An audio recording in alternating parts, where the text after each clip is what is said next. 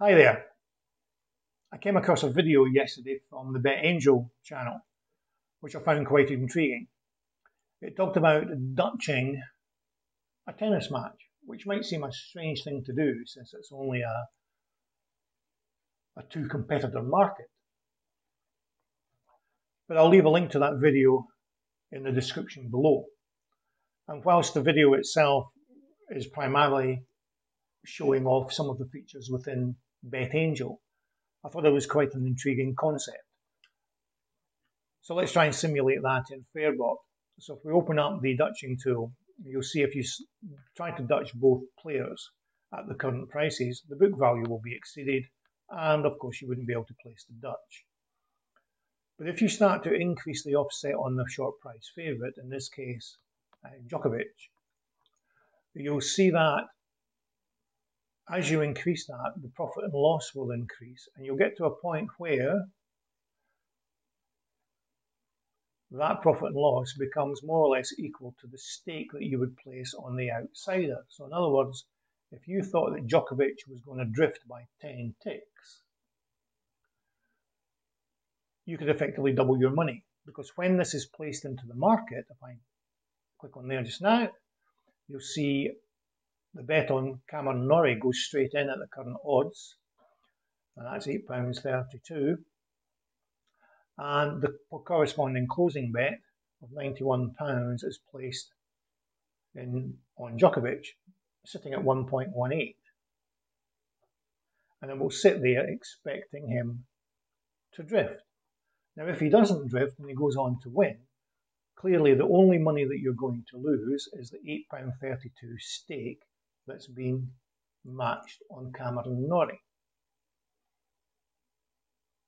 Whereas if it does drift and that money is taken, you'll get your £8 profit across the field. Now you might say, well, hang on a minute, isn't that just the same as laying Djokovic for a liability of £8.32? Well, effectively it is, but you may find there's a 1 or 2 tick difference depending on the level of odds and so on. But let me just demonstrate that. So I just need to clear away these numbers. So with those numbers cleared away, we just need to change our lay stake to £8.32.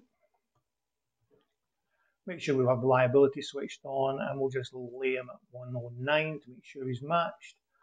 And you'll see that we can then scroll up. You'll see there's a couple of ticks different. We would need to go to 1.2 to get the £8 plus. But essentially it's the same sort of thing.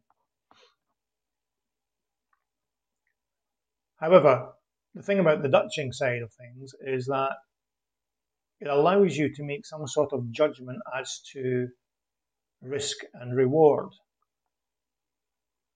So clearly you don't need to go the full 10 ticks. That lets you see very quickly what sort of reward you'll get for a very small outlay. And if you do think that Djokovic will drift 10 ticks, then you'll end up doubling your money in this case. Now obviously that offset will change because it's completely dependent on what the odds are. Now that's a very, very small investment. Of course, you can change your overall stake to increase that. So you're still going to essentially double your money. And that's the only money that you're risking. You're not risking £300, which I thought was an interesting thing. Keep in mind, however, that doing it this way, you're placing a back bet on each player, which means that that full stake will be tied up from your account until such times as both bets are matched or the market is closed. If Djokovic goes on to win without drifting, you'll have to wait to the end of the match before that £275 is returned to your account. Whereas if you had a lay first with a view to backing out, that back money that you place over here to take this, that £83, isn't effectively tied up for your money because your liability is from this lay here. So that doesn't add to the liability.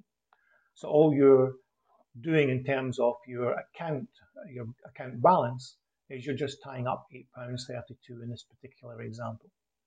But I thought that was an interesting take, and I think I'll investigate that more thoroughly at another day. But I thought I'd draw your attention to it. Okay, thanks for watching.